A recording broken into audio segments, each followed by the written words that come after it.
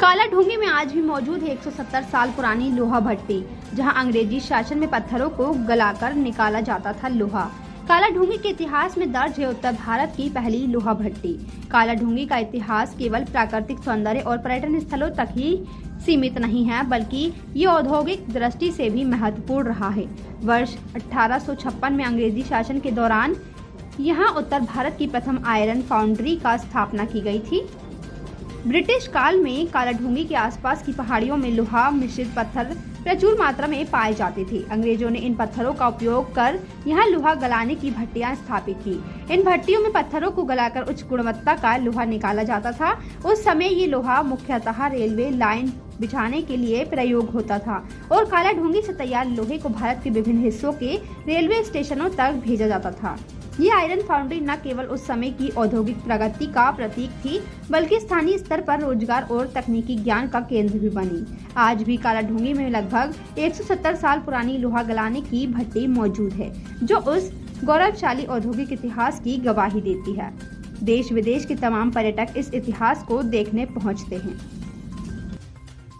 देखिए, ये उत्तर भारत की पहली आयरन फाउंड्री है, जिसमें 1856 में इसकी आधारशिला रखी गई थी ब्रिटिश गवर्नमेंट के द्वारा। और एक डायल नाम के व्यक्ति थे जिन्होंने इसको बनाया।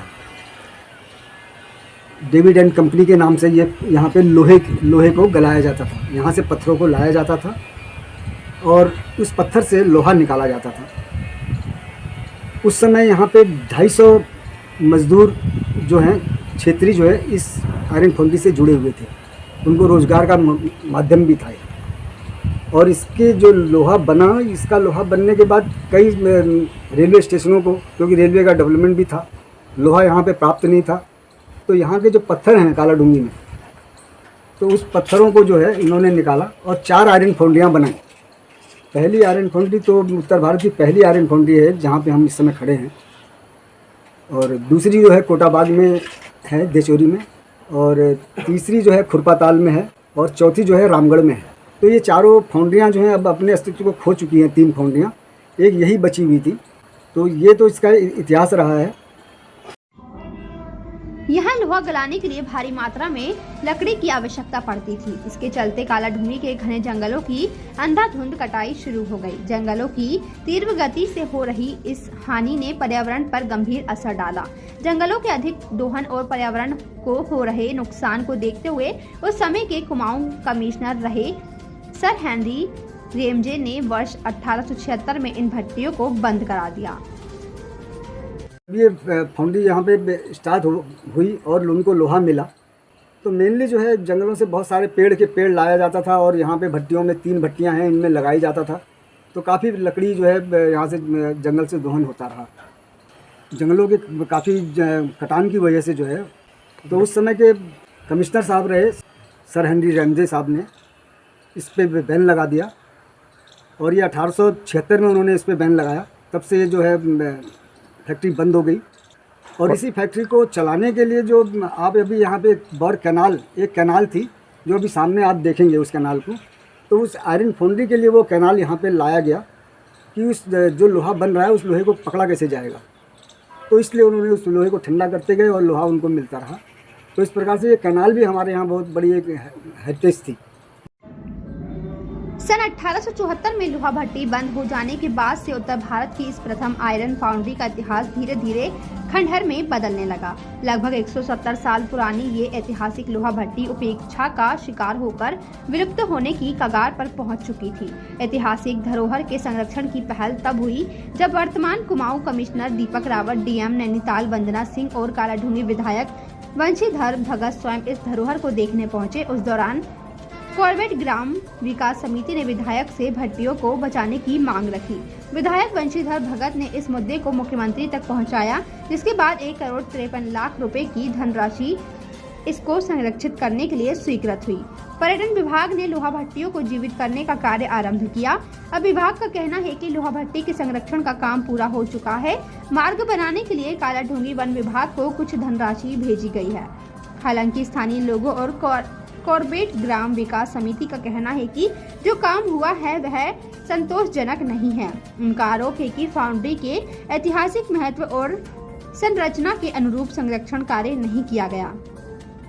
जहां लोहा भट्टियों को पेड़ पौधों ने आज भी जकड़ रखा है, तो यहाँ 2 बरसाती नाले लगातार कटाव कर रहे हैं, जिन पर काम नहीं किए जाने से ऐतिहासिक धरोहर को खतरा बना हुआ है। तो ये इस प्रकार से 1876 जब ये फाउंड्री बंद हुई तो उसके बाद से ये बंद ही रही फैक्ट्री। ज़िंदगी में हमें भी नहीं पता था।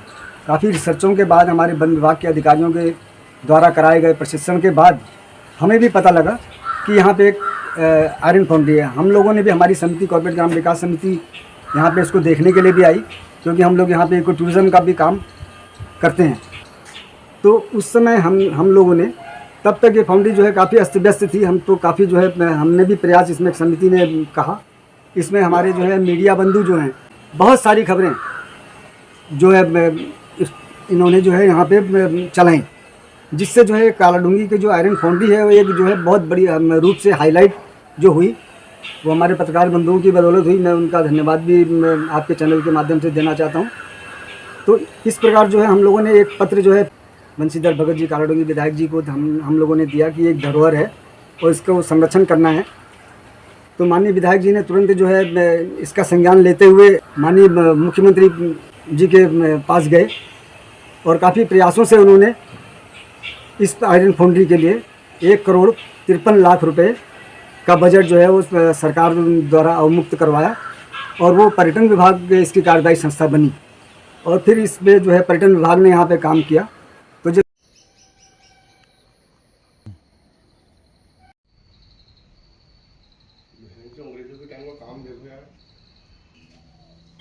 3 साल हो गए इसको, पूर्ण रूप से बनी नहीं है जहाँ तक मैं समझता हूँ, क्योंकि अभी इसके नीचे पानी आ रहा है नहीं है, कैफ़े बना है इसमें लाइट नहीं है, शौचालय है उसमें पानी नहीं है। जो डिज़ाइनिंग थी मेरे ख्याल से उस पर काम नहीं हुआ है।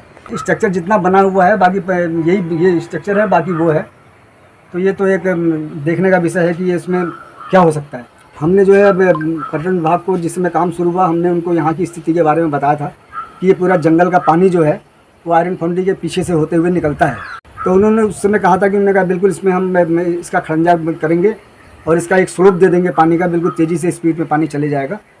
तो वो मैं आप देखिए, आज आप उसकी कंडीशन देखिए, अभी एक हल्की सी बरसात हुई है, काफ़ी जो है वो समेटते हुए आगे को ले गई है। इस प्रकार से जो है आयरन फाउंड्री का जो मेन स्ट्रक्चर है उसकी तरफ भी जो है कटाव हो रहा है और जो है जो उसका जो है प्लेटफॉर्म है उसकी तरफ भी कटाव हो रहा है। ये कटाव रोकना बहुत ज़रूरी है इसका।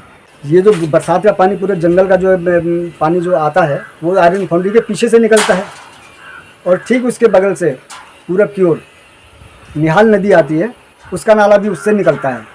तो वो 2 नालों के बीच में बनी हुई जो है आयरन फाउंड्री है, तो इसका संरक्षण होना बहुत ज़रूरी है। नाले का कटाव नहीं रोका गया तो ये निश्चित तौर पे एक दिन जो है ये स्ट्रक्चर को हानि पहुंचेगी। और मुद्दे की बात चौरसिया सिस्टर के साथ देखते रहिए स्टार इंडिया न्यूज़ चैनल पर।